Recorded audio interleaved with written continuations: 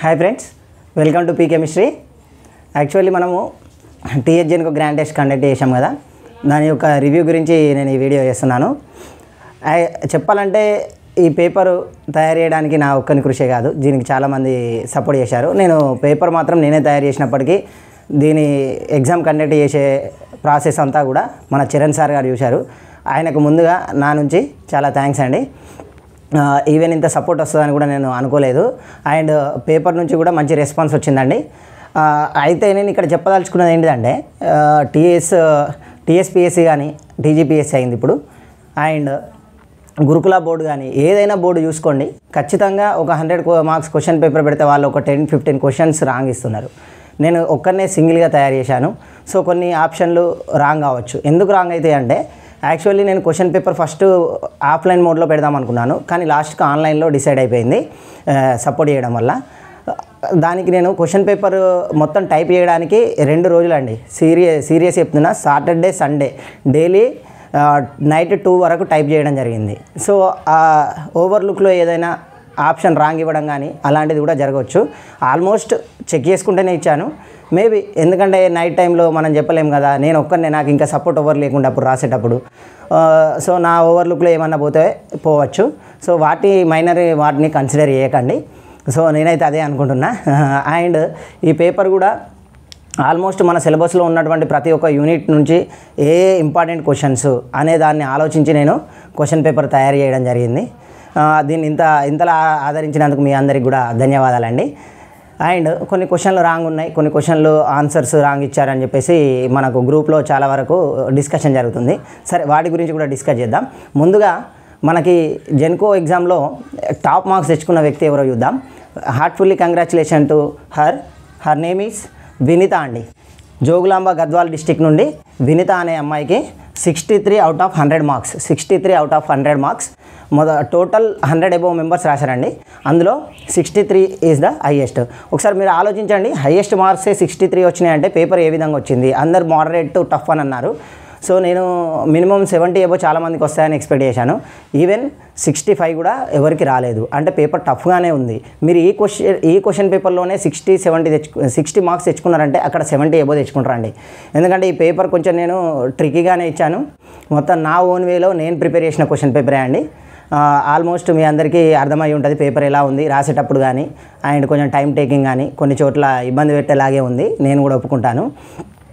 So 63 marks అంటే 50 marks తెచ్చుకున్న వాళ్ళు కూడా ఫైనల్ జెన్కోలో నాకు తెలిసి 60 అబోవ్ తెచ్చుకోవడానికి ఛాన్సెస్ ఉంటాయి. అండ్ ఇంకొకటి కూడా చెప్పాలండి మీకు, నేను ఏం చెప్పాలనుకున్నా అంటే, ఈ క్వశ్చన్ పేపర్ రాసిన తర్వాత మీకు వచ్చిన మార్క్స్ ఒకవేళ తక్కువ వచ్చంటే డిసప్పాయింట్ కావద్దు, ఎక్కువ వచ్చంటే ఓవర్ కాన్ఫిడెన్స్ తెచ్చుకోవద్దండి. ఎందుకు అంటే, తక్కువ వచ్చినాయి నాకు మార్క్స్, ఇందులోనే తక్కువ వచ్చినాయి, రేపు ఫైనల్ ఎగ్జామ్లో నాకు వస్తాయా అన్న ఆలోచన ఫస్ట్ ఆఫ్ ఆల్ తీసేయండి. ఏ ఎగ్జామ్ ఓరియంటేషన్ దానిది. సో మీరు ఇక్కడ తక్కువ వచ్చినా నెక్స్ట్ ఎగ్జామ్లో ఎక్కువ చూపెట్టచ్చు, మీ టాలెంట్ అనేది బయటకు రావచ్చు. ఏంటిదంటే ఆ 2 అవర్స్ మనం అక్కడ ఎలా స్పెండ్ చేసామనేది ఇంపార్టెంట్. మనం ఎంత చదివినా కూడా అక్కడ ఎంత ప్రజెంట్ చేస్తున్నాం అనేది ఇంపార్టెంట్. కాబట్టి మీరు ఈ ఎగ్జామ్ మార్క్స్ని మీరు ఎలాంటి తక్కువ వచ్చినాయని చెప్పి ఎలాంటి బాధపడాల్సిన అవసరం లేదు. సో తక్కువ వచ్చినాయి, ఎక్కడ మిస్టేక్ చేసినాం, మన ఏరియాలో క్వశ్చన్ అవుతున్నాయి, వాటి గురించి ఆలోచించండి. సిలబస్ షీట్ని పక్కన పెట్టుకోండి. చాలామంది కాల్ చేసి అడుగుతున్నారు, ఎలా ప్రిపేర్ అవ్వాలి, ఏం చేయాలి, నాకు ఖచ్చితంగా జాబ్ రావాలంటే ఏం చేయాలంటే. జాబ్ రావాలంటే ఏం చేయాలండి? అందరూ ఏం చేస్తారు? చదువుతారు. చదివిన దాన్ని ఎలా గుర్తుంచుకుంటారు అనేదే మన సక్సెస్కి. అది ఎలా గుర్తుంచుకోవాలి? ఫస్ట్ మన సిలబస్ షీట్లో ఎన్ని టాపిక్స్ ఉన్నాయి, ఆ టాపిక్స్ అన్నీ కూడా సిలబస్ షీట్ దగ్గర పెట్టుకోవాలి. ఒక యూనిట్ కాగానే ఈ యూనిట్ అయిపోయింది నాకు అని చెప్పి టిక్ పెట్టుకోండి. అలా మీరు ఎన్ని యూనిట్లు కవర్ అయితే మీ చేతిలో అన్ని మార్క్స్ ఉన్నట్టు. అవి కంప్లీట్ అయిపోయిన తర్వాత అప్పుడు రివిజన్ స్టార్ట్ చేయండి. సో అన్ని టాపిక్స్ నా చేతిలో ఉన్నాయి, ఇప్పుడు నేను రివిజన్ చేసుకుంటే నాకు 100 మార్క్స్కి నేను అటెంప్ట్ చేయగలుగుతా, లేదా 80 మార్క్స్కి అటెంప్ట్ చేయగలుగుతా. అలాంటి అవగాహన మీకు వస్తుంది. సో సిలబస్ షీట్ అనేది ఒక జిరాక్స్ అనేది మీ దగ్గర పెట్టుకొని ప్రతి ఒక్కదాన్ని టిక్ చేసుకుంటే చదివితే 100% మీకు ఎంత స్కోర్ వస్తుంది అనేది మీరు ఎగ్జామ్ రాయకముందే మీరు గెస్ చేయొచ్చు. ఒక 5 మార్క్స్ అటు ఇటు. ఓకేనా? ఇది ఫాలో కండి. అండ్ హార్డ్ వర్క్ చేయండి. ఇంకో మా అంటే ఒక 40 డేస్ ఉంటుందండి, 40 to 45 డేస్ ఉంటుంది. చాలా వరకు హార్డ్ వర్క్ చేయండి. అండ్ స్మార్ట్ వర్క్ కూడా యాడ్ చేయండి అని చెప్తున్నా. ఎందుకు చెప్తున్నా అంటే, కొన్ని మనం అన్నీ చేయలేము. ఇప్పుడు మ్యాక్స్వెల్ రిలేషన్ క్వశ్చన్ ఉందండి, అలాంటి వాటి వచ్చినప్పుడు ఈజీ మెథడ్లో గుర్తుంచుకునే మెథడ్ ఉంటే ఈజీ చేయొచ్చు. అదే క్యాలిక్యులేషన్ చేసుకుంటూ పోతే దానికే 20 minutes 10 minutes పట్టుద్ది. సో అట్లాంటి వాటికి స్మార్ట్గా ఆలోచించండి. సో ఇలాంటి టిప్స్ మీరు ఫాలో అయ్యి జెన్కో ఎగ్జామ్లో సక్సెస్ కావాలని నేను కోరుకుంటున్నా. వన్స్ అగైన్ అందరికీ నా తరపున థ్యాంక్స్ అండి, ఎందుకంటే ఇంత ఆదరించి నా పేపర్ను చూసినందుకు. ఇచ్చినందుకు. అండ్ మార్కెట్లో కూడా ఇంతవరకు ఏ పెద్ద ఇన్స్టిట్యూట్ కూడా, ఎటువంటి ఇన్స్టిట్యూట్ కూడా మన జెన్కో కెమిస్ట్ ఎగ్జామ్ అనేది గ్రాండ్ టెస్ట్ ప్లాన్ చేయలేదు. ఎందుకంటే అది అంత కత్తి మీద సాము లాంటిదండి. నేను చెప్తున్నా 10 days క్వశ్చన్ పేపర్ తయారు చేయడానికి ఎంత కష్టపడ్డాను అనేది నాకు తెలుసండి. 1, 2 నైట్ 2, 3 అయింది. యాక్చువల్గా డే టైంలో నాకు వర్క్ ఉంటే లాస్ట్ వీక్ అంతా బిజీ ఉండేయండి.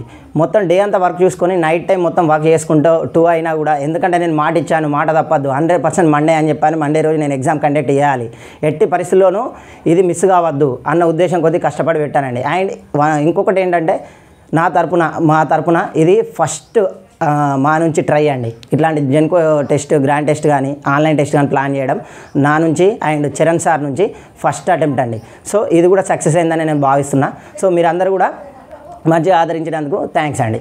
సో ఒకసారి క్వశ్చన్స్ గురించి చూద్దామండి. క్వశ్చన్స్ మనకు ఏమేమి ఇచ్చారంటే, మీరు గ్రూప్లో పెట్టిన questions correct magnetic moment order అన్నానండి. ఓకే, నేను ఇది రఫ్ చేస్తున్నాను. ఇక్కడ చూడండి, వినీత జోగులాంబ గద్వాల్ 63 మార్క్స్ హైయెస్ట్. ఒకసారి అందరూ ఆమె కంగ్రాట్స్ చేయడానికి ట్రై చేయండి. అండ్ మీ యొక్క పేపర్ అనాలిసిస్ ఎలా వచ్చింది, మీకు బాగా టిపికల్గా అనిపించిందా, బాగా డేంజర్గా అనిపించిందా, లేకుంటే స్టాండర్డ్ లెస్ అనిపించిందా, దాన్ని ఒకసారి కామెంట్ చేయడానికి ట్రై చేయండి. ఒకవేళ నా ఎగ్జామ్ పేపర్ కనుక నచ్చితేనే ఒక లైక్ చేయడానికి ట్రై చేయండి. ఓకేనా, థ్యాంక్ యూ. చూడండి ఒకసారి క్వశ్చన్స్ ఏమేమి అనేవి చూద్దాం. ఫస్ట్ క్వశ్చన్, మ్యాగ్నెటిక్ మూమెంట్ అడిగా. మ్యాగ్నెటిక్ మూమెంట్ రాంగ్ అంటున్నారండి. మ్యాగ్నెటిక్ మూమెంట్ అది రాంగ్ ఏం లేదండి, కరెక్ట్ ఆప్షనే. ఒకసారి చూసుకున్నట్టయితే వాటి యొక్క వాల్యూస్ రాస్తాను, చూడండి మీరు. ఇక్కడ డిస్ప్రోసియం 3+ and holmium 3+ and terbium 3+ and erbium 3+ ఇవి ఇచ్చానండి. ఒకసారి చూసుకున్నట్టయితే మనకు డిస్ప్రోసియం అనేది 10.63 అండి, ఇది 10.60, ఇది 10.72, 9.72 అండి, ఇది 9.53. ఓకే, సారీ అండి, పవర్ పోయింది అందుకే అలా అయింది. సో నేను ఇటు సైడ్ రాస్తున్నా, ఇక్కడ ఎందుకంటే ఫ్లాష్ పడుతుంది కాబట్టి ఇక్కడ సైడ్ రాస్తా. చూడండి, ఈ ఆర్డర్ అనేది మనకు ఎలా వచ్చామంటే, డిస్ప్రోసియం 3+ అండి. డిస్ప్రోసియం 3+ is greater than holmium 3+, next is greater than terbium 3+ is greater than erbium 3+ అండి. Okay, erbium 3+. ఈ ఆర్డరే కరెక్ట్, మనకి ఇచ్చిన ఆప్షన్ ఇదే అండి. సో ఇది కరెక్ట్, ఇదిని చూసుకోవడానికి ట్రై చేయండి. కావాలంటే మీరు క్రాస్ చెక్ చేసుకోండి, ఏమైనా తప్పు అనిపించినా కామెంట్ సెక్షన్లో కామెంట్ చేయడానికి ట్రై చేయండి. నెక్స్ట్ క్వశ్చన్ మనకి ఏమున్నాయంటే, నెంబర్ ఆఫ్ మెటల్ బాండ్స్ అనేటివి రాంగ్ అంటున్నారు. దేంట్లో అంటే రోడియం 4 కార్బోనిల్ 12. ఓకే, దీంట్లో మెటల్ బాండ్స్ అనేటివి రాంగ్ అంటున్నారండి. మీరు ఒకసారి ఆప్షన్స్ కనుక చూసుకున్నట్టయితే, ఆప్షన్లో ఎవ్రీ ఆప్షన్లో మెటల్ బాండ్ అనేది 5 అనే ఇచ్చానండి, దాన్ని ఏమీ మార్వలేదు. యాక్చువల్గా అది 6ఏ, నేను కూడా ఒప్పుకుంటాను. కానీ ఏం చేశానంటే, నైట్ టైంలో ఫస్ట్ 6 రాయాలి కదా, ఆ 5 రాసేసి మిగిలిన వాటికి అన్నింటికి కాపీ చేసి చేంజ్ చేసుకుంటూ వెళ్ళాను. అందుకని ఆ 5 అనేది అలానే ఉండిపోయింది. సో నో ప్రాబ్లం, అది అన్నిట్లలో సేమ్ ఉంది కాబట్టి మిగిలిన రెండింటితో మీరు ఆన్సర్ చేయవచ్చు. ఓకే, అందులో first answer rhodium 4 and CO12. Okay, power వచ్చిందండి. చూడండి, రోడియం 4 CO12 అనేది మనకు మెటల్ బాండ్స్ అనేవి 6 అండి. అండ్ ఇందులో మనకు బ్రిడ్జ్డ్ లైగాన్స్ అనేవి 3 ఉంటాయండి. Bridged ligands are 3. నెక్స్ట్ ఇది నీడో స్ట్రక్చర్ అండి. ఇది ఎలా క్యాలిక్యులేట్ చేస్తారో ఐడియా ఉందా మీకు? ఇది ఎలా క్యాలిక్యులేట్ చేస్తారంటే, మనకు ఫార్ములా ఉంటుందండి, 18x minus total electron count by 2 అండి. అయితే ఇప్పుడు ఇక్కడ మనకు దీన్ని స్కెలెటన్ ఎలక్ట్రాన్ పేర్ థియరీ అంటాం. 18x అంటే నెంబర్ ఉన్నాయి, 4 ఉన్నాయి కాబట్టి 18 × 4 minus TC total electron count. Rhodium అనేది మనకు D7 కన్ఫిగరేషన్, S2D7 కాబట్టి 9 valency, 9 × 4 plus 12 × 24, 12 × 2 that is equal to 24. మొత్తం ఎంత అండి? 36 + 24 ఈజ్ ఈక్వల్ టు 70. సో దీన్ని నేను ఇక్కడ 70 రాస్తున్నా డైరెక్ట్ బై 2.